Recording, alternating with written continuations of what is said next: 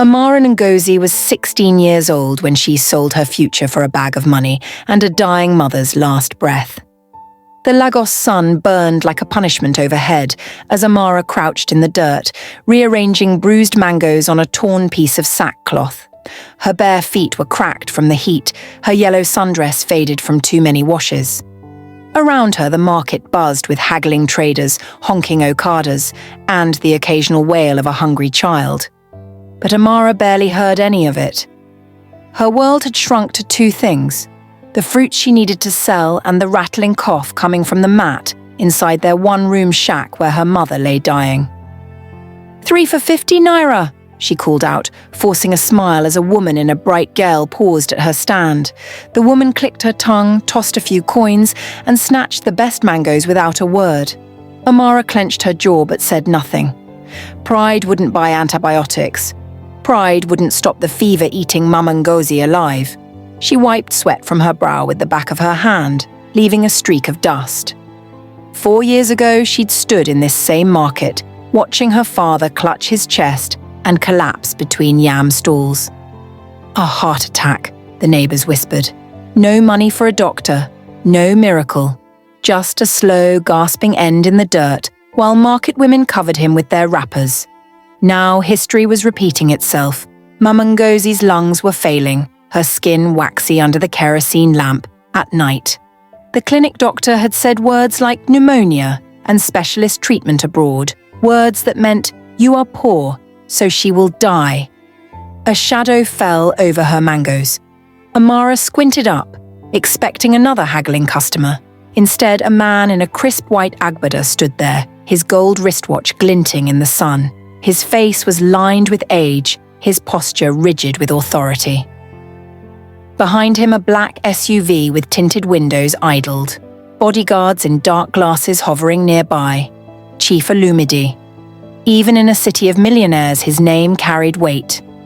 Rumours swirled about his mines in the north, his private army, the politicians who owed him favours. Some called him a philanthropist. Others whispered he'd buried 3 wives. "You're the Ngozi girl," he said, not a question. His voice was deep, the kind that expected obedience. Amara's throat went dry. She nodded. Chief Olumide picked up a mango, inspected it like he was judging more than the fruit. "I hear your mother is sick." Her chest tightened. How did he know? She'll be fine, sir." He chuckled, a sound like dry leaves crunching. "Lying doesn't suit you, girl. The clinic in Makoko told me everything." He tossed the mango back onto the sack. "I can save her." Amara's heart lurched. This was a trap. Men like him didn't help girls like her without a price. "Why would you—" "Marry me," he cut in. The market noise seemed to fade. Amara's ears rang. "What?" "1 year as my wife. I'll fly your mother to Germany tonight. Best doctors. Full recovery." He pulled an envelope from his pocket, let it fall onto her mangoes. Inside, a stack of euros and a medical form with Mama Ngozi's name. Amara's hands shook. This wasn't an offer. It was a transaction. Her body for her mother's breath. You're 70, she whispered. Chief Olumide's smile didn't reach his eyes. "And you're desperate." The wedding happened in a blur. White lace choked Amara's throat as village elders nodded approval. "Such luck," they said. "A billionaire for a husband." No one mentioned the way Chief Olumide's grip bit into her arm during the ceremony. No one asked why a man with his wealth would marry a girl from the slums. Her new home was a mansion in Ikoyi, all marble floors and silent servants. That first night, Chief Olumide led her to a bedroom with a locked door. "You'll sleep here. Don't wander." Then he left. Amara stood frozen, her cheap sandals sinking into the plush carpet. This wasn't a marriage. This was something else.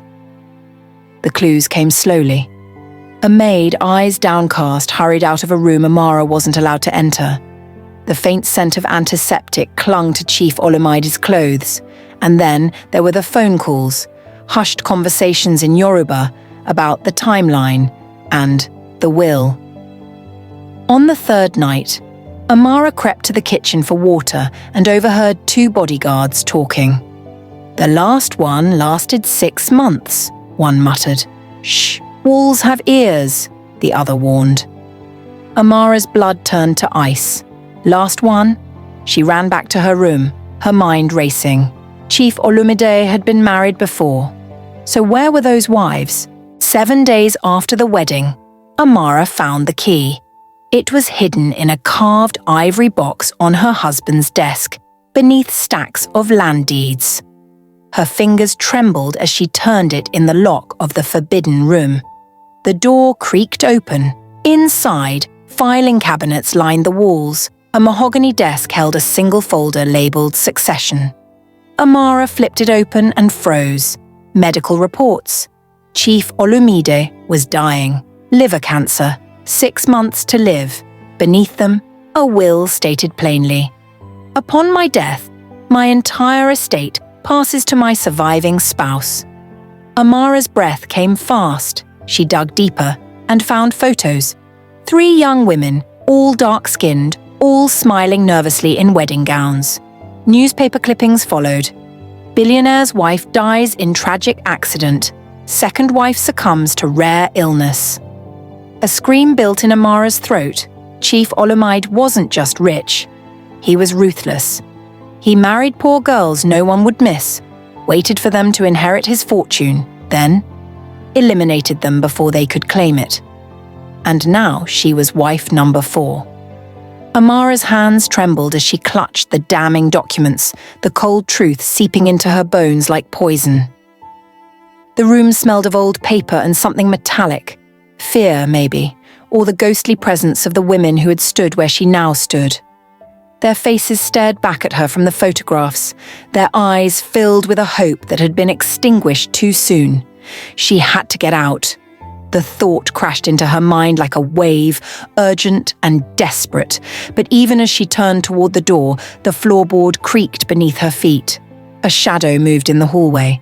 Amara's breath hitched. She shoved the files back into the cabinet, but the key slipped from her fingers, clattering against the hardwood floor. Footsteps. Slow. Deliberate. Amara dove behind the desk, just as the door swung open. Chief Olumide's polished shoes came into view, pausing just inches from where she crouched. Her heart hammered so loudly she was sure he could hear it. A long silence stretched between them, thick with tension. Then, Amara. Her name rolled off his tongue like a verdict. She swallowed hard and stood, forcing her face into what she hoped was calm indifference. I got lost. His dark eyes flicked to the open filing cabinet, then back to her. A slow, knowing smile curled his lips. Did you? The air in the room grew heavier. Amara's pulse roared in her ears. Chief Olumide stepped closer, his cane tapping ominously against the floor. "You're a curious girl, that's dangerous." She backed up until her spine hit the wall. "I didn't mean to." "Lying again." He sighed as if disappointed. "I thought you were smarter than the others." The others. The words sent a chill down her spine. He reached past her, his fingers brushing her shoulder as he pulled a file from the cabinet. "Since you're so interested in my affairs, let me show you something." He spread a document across the desk, a contract, signed in looping script. Amara's own name glared back at her. "Marriage isn't just about love," he said, tracing the words with a bony finger. "It's a transaction. You signed away your rights the moment you accepted my deal." Her stomach twisted. She hadn't read the papers, hadn't even been given the chance. "You can't keep me here," she whispered. Chief Olumide laughed, a dry, humorless sound. "Can't I?" He leaned in, his breath hot against her ear. "Who would miss you, Amara?" "Your mother?" "She's in Germany, alive because of me." "Your friends?" "You have none." "The police?" His lips curled. "I own them." Amara's knees threatened to buckle. He was right. She was trapped. But then, a flicker of defiance sparked inside her. Number she wouldn't end up like the others. She forced herself to meet his gaze. "What do you want from me?" His smile widened. Smart girl. He straightened, adjusting his cufflinks. You'll play the dutiful wife, smile for the cameras, attend my events, and when the time comes... He let the sentence hang, unfinished. Amara understood. When the time comes, you'll die. The next few days passed in a haze of fear and calculation. Amara played her part perfectly. She wore the designer dresses his stylist picked out. She smiled at his business partners. She even let him press a kiss to her cheek for the society pages. But behind the obedient facade, her mind raced. She needed proof, not just for herself, for the world. Late one night, while the mansion slept, she crept back to the forbidden room. This time, she came prepared. Her cheap phone hidden in her bra, its camera ready. The files were worse than she remembered. Medical records, autopsy reports, bank transfers to shady clinics in India and South Africa, and then the will. Not just one. Two. The first, the one she'd seen before, left everything to his surviving spouse. The second, dated a week after their wedding, left it all to a shell company in the Cayman Islands. Amara's blood ran cold. He'd already planned her death. She snapped photos, her fingers shaking. But just as she tucked the phone away, a floorboard groaned behind her. She whirled. The maid, Fatima, stood in the doorway, her eyes wide. For a heartbeat, neither moved. Then Fatima stepped inside and shut the door softly behind her. You shouldn't be here, she whispered. Amara braced for the scream, the accusation, the call for security. Instead, Fatima reached into her apron and pulled out a key. The others tried to run too, she said quietly. They didn't make it. Amara's breath caught. You knew? Fatima's lips pressed into a thin line. I cleaned the blood from the tiles. The admission hung between them, heavy with unspoken horrors. Amara grabbed the maid's hand. Help me. Fatima hesitated. Then, there's a journalist, a woman from the Gazette. She's been asking questions. Hope flared in Amara's chest. Can you get a message to her? A nod. But if he finds out, he won't. Amara squeezed her hand tighter. I promise. The meeting happened at a crowded market, far from the chief's prying eyes. The journalist, Adaora, was younger than Amara expected, her sharp eyes missing nothing. You're his fourth wife, she said without preamble. Amara adjusted her headscarf, keeping her face hidden. And the only one still breathing. Adaora's pen hovered over her notepad. Prove it. Amara slid the phone across the table. The photos glowed on the screen, the wills, the medical records, the transfers. Adaora's expression darkened with each swipe. This is bigger than I thought. Can you stop him? Amara asked. Adaora pocketed the phone. Number, but we can. The trap was set. Amara would host a charity gala at the mansion. Chief Olumaide's ego wouldn't let him refuse. Every important person in Lagos would be there. Politicians, celebrities, journalists, including Adaora, with cameras rolling. The night arrived in a whirl of glittering gowns and champagne flutes. Amara played her role to perfection, clinging to her husband's arm, laughing at his jokes, but her eyes kept darting to the clock. Midnight. That was the signal. As the clock struck 12, the lights flickered. A hush fell over the crowd. Then, the screens. Every television in the mansion blinked to life, displaying the damning documents for all to see. Gasps rippled through the room. Chief Olumaide's face went slack with shock. Then, rage. He turned to Amara, his eyes burning. You! She stood tall, her voice clear. Me! Chaos erupted. Cameras flashed, guests screamed. Bodyguards surged forward, but it was too late. The truth was out. And this time, even a billionaire couldn't bury it. The moment the screens flickered to life, displaying Chief Olumide's damning secrets for Lagos's elite to see, time seemed to slow. Amara could see the exact second his mask of power crumbled, his lips parting in stunned silence, his fingers tightening around his cane until his knuckles turned white. Then, like a storm breaking, his expression twisted into something monstrous. "You," he hissed, his voice barely audible over the gasps of the crowd. Amara didn't flinch. She stood tall in her emerald green gown, the same colour as the mango leaves she used to sell in the market. Yes, me. The room erupted. Reporters shoved forward, cameras flashing. Politicians scrambled backward, already distancing themselves.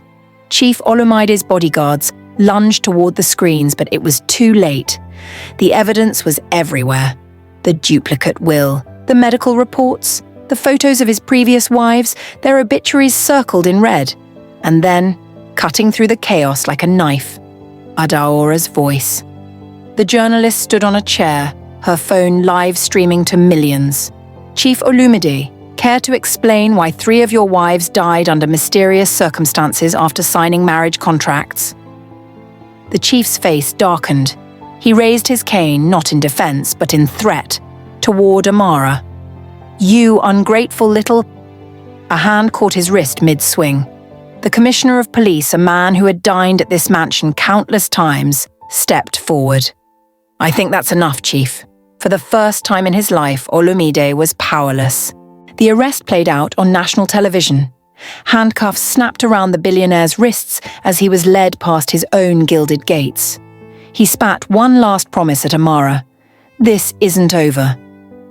But for the first time, she believed it might be. 3 months later. The courtroom was packed. Amara sat in the front row, her posture straight, her hands folded in her lap. She wore a simple navy blue dress, no designer labels, no jewelry, just a girl who had outplayed a monster. The judge's gavel cracked like thunder. Guilty on all counts. Fraud. Conspiracy to commit murder. Crimes that carried a life sentence. As they hauled Chief Olumide away, his glare could have melted steel, but Amara simply turned and walked out into the sunlight. The money came next. With Olumide imprisoned, the courts ruled that Amara as his legal spouse inherited his entire empire. The news sent shockwaves through Nigeria. Will she keep it? Talk show hosts debated. Will she run? Investors worried. Amara answered with actions. She sold the Ikoyi mansion and donated the proceeds to the Lagos Children's Hospital. She liquidated his mining shares to fund scholarships for girls in northern Nigeria, where child marriage rates were highest. And on a humid Tuesday morning, she stood before a crowd in Makoko, the slum where she'd once sold mangoes, and announced the Ngozi Foundation, a non-profit to combat exploitative marriages. "Power," she told the cheering crowd, "isn't in what you take. It's in what you give back." But legacy has enemies. The first death threat arrived in a lavender envelope, slipped under her apartment door. "Know your place, market girl." Amara burned it. The second came via text, an unknown number. "He still has friends. You'll see." She blocked it.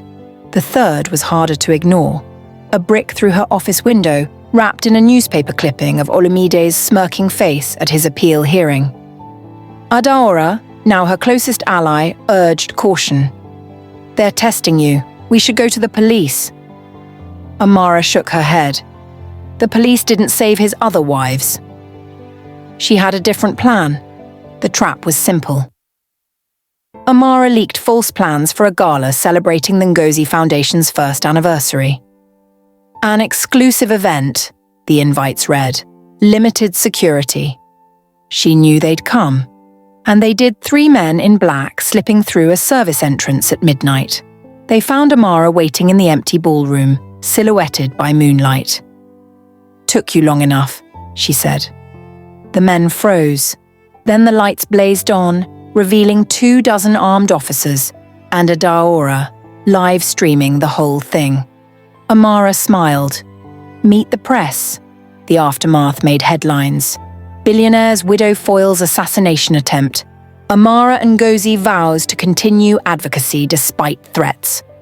But the most powerful moment came weeks later, when she stood before the United Nations in Geneva, her voice steady as she recounted her story.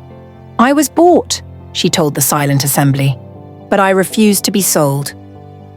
The standing ovation lasted 7 minutes. 5 years later, the Ngozi Foundation had changed laws in 14 countries. Amara's face graced magazine covers as one of Africa's most influential women. And in a quiet cemetery outside Lagos, she placed a single mango on a weathered grave. "We did it, Mama," she whispered.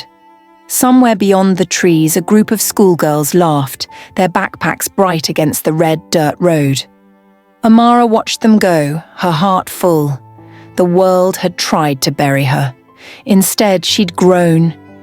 Would you have had the courage to stand up, even when everything was designed to keep you silent? Subscribe for part 2.